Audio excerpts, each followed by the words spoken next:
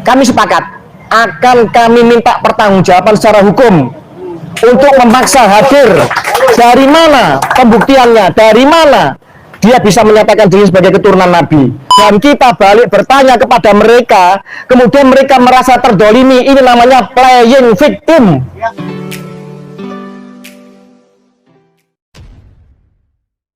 Assalamualaikum warahmatullahi wabarakatuh. Jumpa lagi dengan saya di channel Gagasan Progresif 79. Sahabat sebangsa dan setanah di mana saja Anda berada.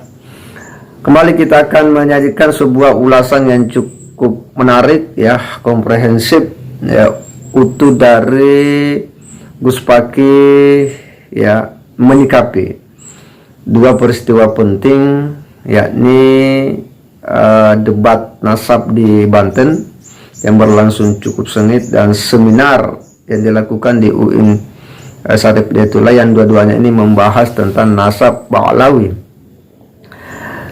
Diskusi di UIN cukup berlangsung dengan sangat akademik ya, tenang dan penuh dengan argumentasi gagasan-gagasan personal.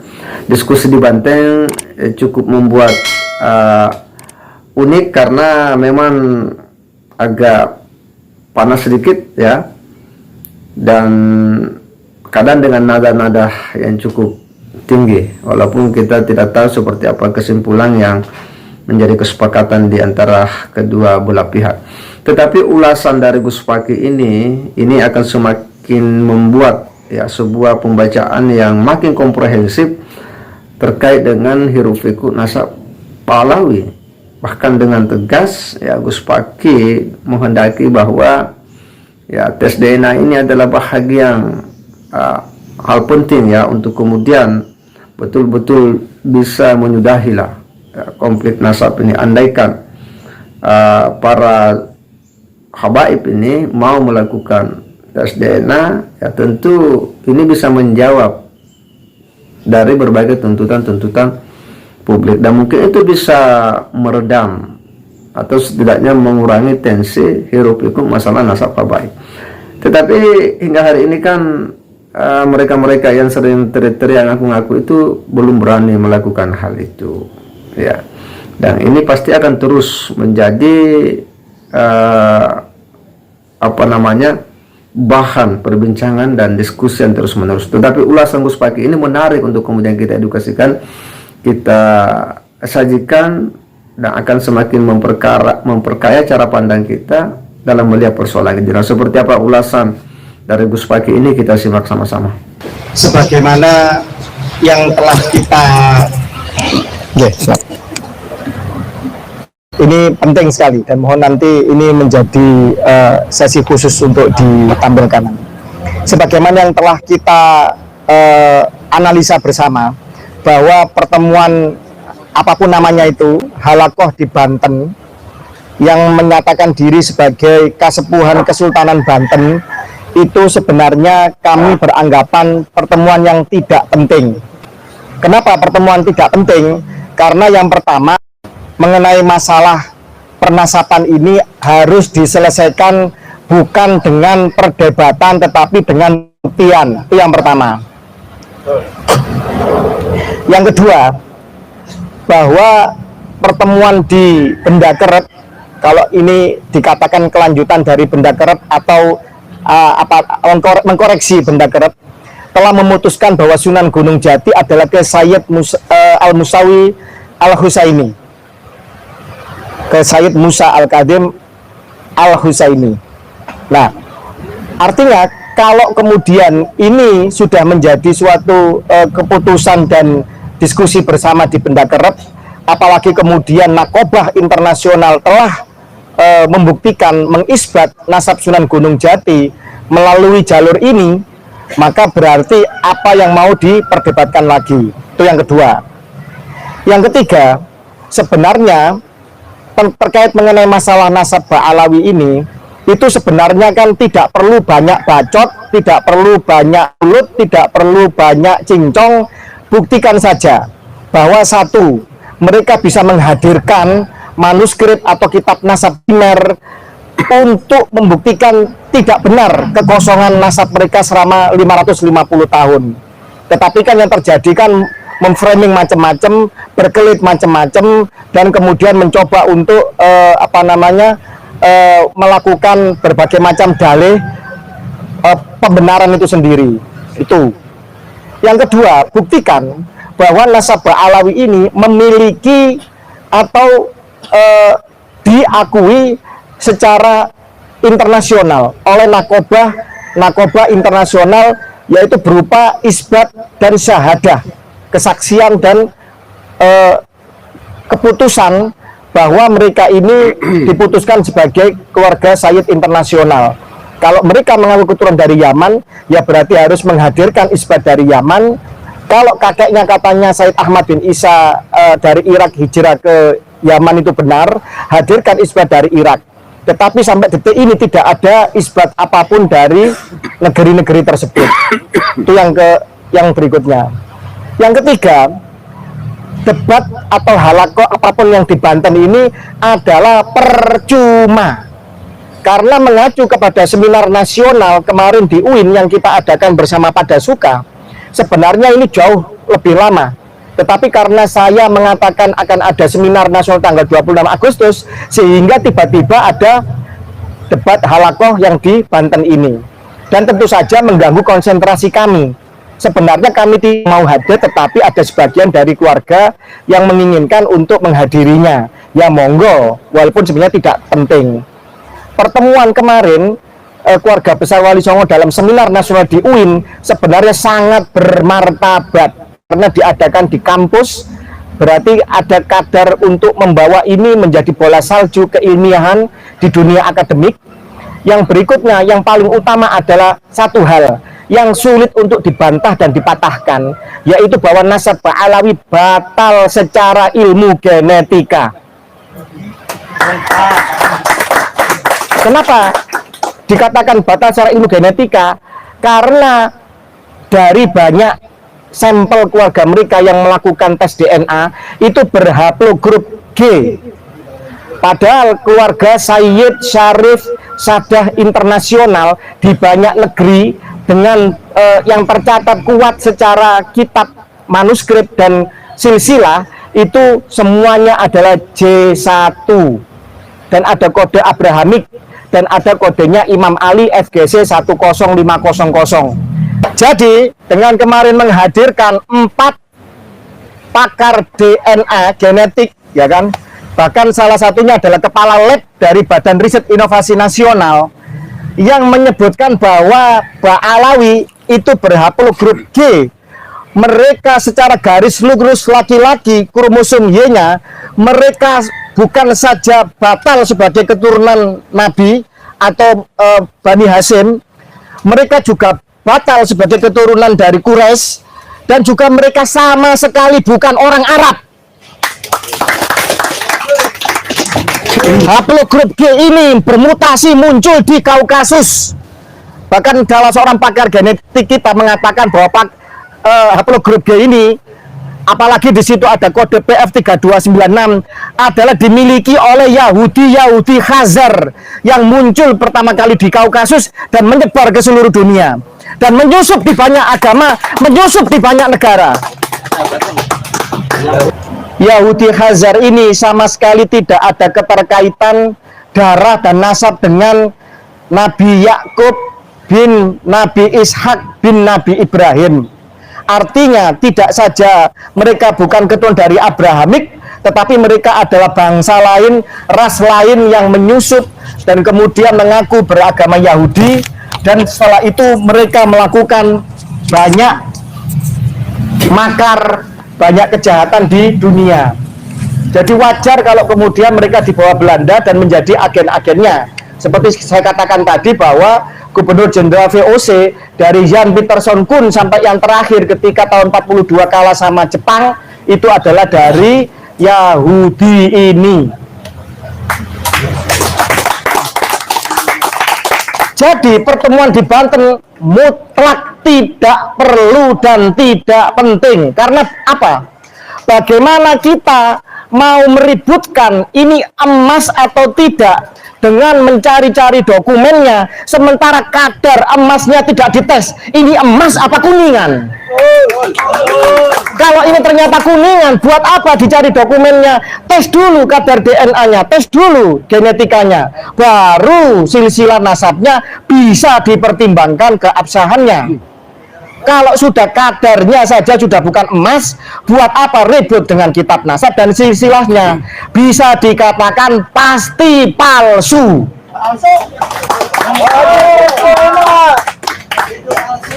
Bahkan pertemuan kemarin di seminar nasional di Padasuka mensepakati bahwa siapa saja yang arogan dan melakukan penipuan mengatasnamakan sebagai cucu Nabi atau dzurriyyah Nabi SAW, kami sepakat akan kami minta pertanggungjawaban secara hukum untuk memaksa hadir. Dari mana pembuktiannya? Dari mana dia bisa menyatakan diri sebagai keturunan Nabi? Kalau syarat tes DNA gagal, ya berarti harus dia itu sadar diri dan tobat. Karena kalau kita yang tidak tahu kapan dia lahir, dia anaknya siapa, dia keturunan siapa, kita juga percaya dengan memberikan cek kosong bahwa mereka keluarga Nabi, kita juga sama berdosanya. Sama juga kita menyuburkan, mensepakati kejahatan itu sendiri. Ini saya baca hasil pertemuan yang dikasih judul Sulhu Al-Bantaniyah. Bismillahirrahmanirrahim. Dengan ini kami dzurriyyat Wali Songo dan juga dzurriyyat Ba'alawi atau habaib yang hadir menyepakati surat kesepakatan bersama untuk ada enam kesepakatan. Yang pertama, menghentikan untuk saling menghina dan saling mencaci maki. Ini adalah suatu bentuk framing yang tidak tepat. Kenapa? Siapa yang selama ini mencaci maki nasab Wali Songo? Siapa yang selama ini mengatakan nasab Wali Songo palsu dan terputus? Siapa yang menghina Kesultanan Nusantara selama ini? Bahkan ada pernyataan di situ, ya kan, yang namanya Idrus Al-Mashhur yang pernah membuat postingan tentang DNA, ngawur sekali bahwa guanin, salah satu asam nukleotida, bahasa nukleotida itu dibilang haplogrup G. Ini orang nggak ngerti genetik, ngomong genetik, kemarin mengatakan bahwa nasab Sultan Brunei abal-abal katanya. Ini kan ngawur, ini bisa dituntut secara hukum.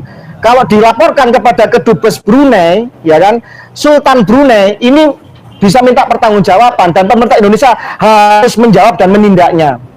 Sudah saatnya dirangking. Betul. Nah, kapan keluarga Wali Songo itu menghina dan mencaci maki Ba'alawi? Selama ini ya mencium tangannya, menghormati, berhusnudon, tetapi ketika tamu yang kurang ajar yang kita muliakan kemudian menghina kita, maka wajib untuk disikapi dan dipertanyakan balik. Betul nggak? Kemudian yang kedua, tidak mentoen nasab orang lain karena hal tersebut merupakan perbuatan orang kafir jahiliyah. Loh. Dia sendiri mempertanyakan nasab. Dia sendiri selama ini menghina nasab orang yang putus, menghina nasab orang lain sebagai apa namanya menuduh orang lain inkirot, tidak punya keturunan atau garis perempuan putus, macam-macam lah dalihnya. Ketika kemudian keluarga Wali Songo membuktikan dirinya, buku nasabnya, silsilahnya tersambung dan diakui oleh Narkoba Internasional dan mendapatkan isbat, dan kita balik bertanya kepada mereka, kemudian mereka merasa terdolimi. Ini namanya playing victim. Namanya mereka ini adalah pura-pura menjadi korban, setelah kemudian ditanya balik secara ilmiah, kemudian merasa terdolimi. Padahal kita lah yang sekian ratus tahun sejak zaman penjajahan, kita yang dirasisi dan didolimi. Ini perbuatan al-munafikun wal jahilun wattajaliyun kata Gus Fuad.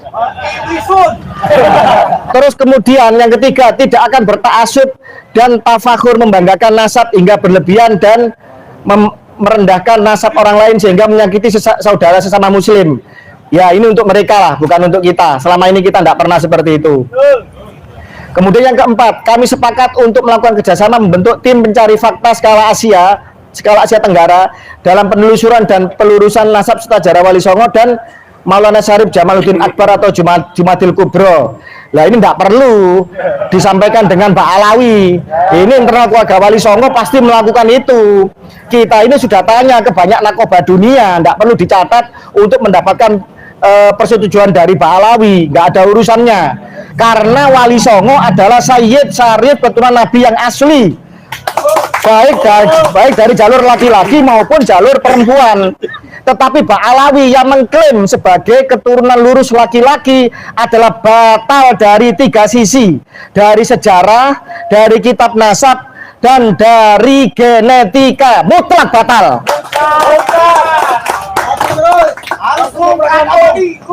Yang kelima, bila mana ada muhibin atau pengikut kami yang masih melakukan caci maki kepada saudara muslim atau nama membela kami, maka kami akan menegurnya dan berusaha menghentikannya.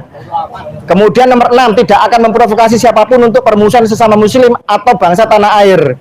Saya tanya, ketika saya menyebut AA sebagai orang Sunda, saya rasis nggak? Ketika saya menyebut Anda sebagai orang Madura, rasis nggak? Menyebut Anda sebagai orang Aceh, ya kan, orang Badui atau orang Jawa, saya rasis nggak?